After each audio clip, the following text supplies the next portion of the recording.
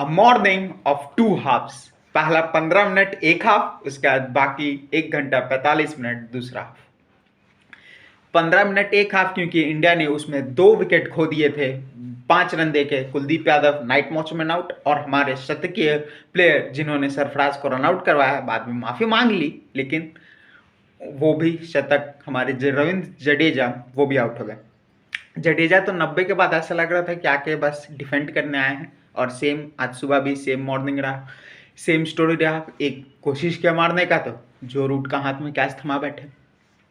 उसके बाद पहले 15 मिनट अश्विन आए, वहाँ स्ट्रगल हल्का सा हुआ। ध्रुव जुरेल जो अपने डेब्यू मैच में थे, लेकिन तब भी उन्हें कोई तकलीफ होते हुए हमें देखने को नहीं मिला। He is playing a real patient cricket. आपका रन्स उतना फ्रीली नहीं आ रहे हैं, लेकिन he is not letting any bowler off the hook, और कॉन्सेंट्रेशन के साथ he is playing a good brand of cricket. Ravichandra Ashwin और ध्रुव जुरेल के पार्टनरशिप के कारण अब इंडिया का स्कोर हो चुका है 388 फॉर 7। सेशन का एंड होते होते 62 रन बने, इसमें 2 विकेट, और इन दोनों के पार्टनरशिप पे चलते वो जो 450 का लक्ष्य हम लोगों ने कल डिस्कस किया था, जडेजा के आउट होने के बाद लग रहा था नहीं होगा, लेकिन फिर इन दोनों के पार्टनरशिप के बाद वो कॉन्फिडेंस आ चुका है कि शायद वो हो जाए स्कोर। बट अभी भी 62 रन्स का वो गैप है जो इसको इंडिया कवर करना चाहेगी, लेकिन पहले लक्ष्य होगा 400 रन का, जिसको लंच के बाद इंडिया पहले 5 ओवर में कंप्लीट करने की कोशिश करेगी। उसके बाद फिर वहाँ से फ्रीली खेलेगी, ताकि 450 का अगर लक्ष्य कंप्लीट हो जाता है तब मानेंगे कि ये जो 1.5 दिन का काम हुआ है उसमें इंडिया आगे है। नहीं तो 400-420 के अंदर भी इंग्लैंड अपने आप को फायदे में मानेगी, क्योंकि ये बैटिंग विकेट जिस तरह का दिख रहा है, फिर से ऐसा लग रहा है कि कहीं 420-430 में फंस जाए। उसके बाद वो बैटिंग विकेट जो हमने डिस्कस किया उसमें आके बुमराह अपना मैजिक चल जाए, तो वो बुमराह मैजिक पे फिर से डिपेंडेंट हो गए हैं। बट बैटिंग पिच वाइजैक से ज़्यादा अच्छी लग रही है, विशाखापट्टनम से। सो 420-430 ठीक है, बट 450 हो जाए तो इंडिया के लिए ज़्यादा बेहतर रहेगा। बट लेट्स सी कि किस तरह से लंच के बाद सब चीज़ ओवर जाता है।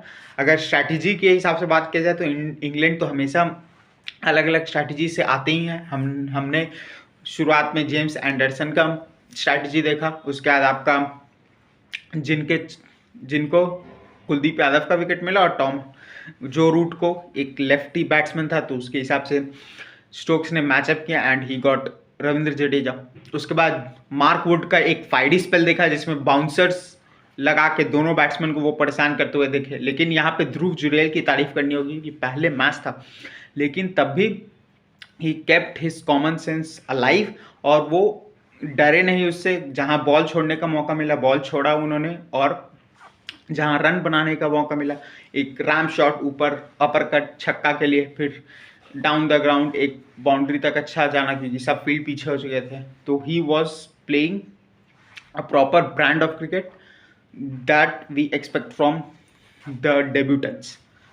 So let's see कि किस तरह से अब these two रविचंद्र अश्विन और ध्रुव जुरेल हमें आगे लेके जाते हैं। बट इस मॉर्निंग की एक और सबसे बड़ी हाईलाइट रही कि रविचंद्र अश्विन, कल हमें 2 वार्निंग मिल चुका था पिच में दौड़ने के कारण, तो आज रविचंद्र अश्विन को भी एक वार्निंग मिला, जिसके कारण अब इंग्लैंड की स्कोर 5-0 से स्टार्ट होगी, क्योंकि इंडिया डेंजर एरिया पे दौड़ते हुए 3 बार उन्हें वार्निंग मिल चुका है ऑलरेडी। सो 5, जब आप इंग्लैंड के स्कोर देखेंगे तो 5-0 से उनकी बैटिंग स्टार्ट होगी। इंडिया के लिए 5 रन तो मायने शायद पूरे कॉन्टेक्स्ट में ना रखे, लेकिन एक सेटबैक तो है ही। तो अब रविचंद्र अश्विन का यही काम है कि 450 हमारा लक्ष्य है, तो 5 रन बना के 455 कम से कम स्कोर बनाए, ताकि वो वाला लक्ष्य उतना घाटा ना लगे।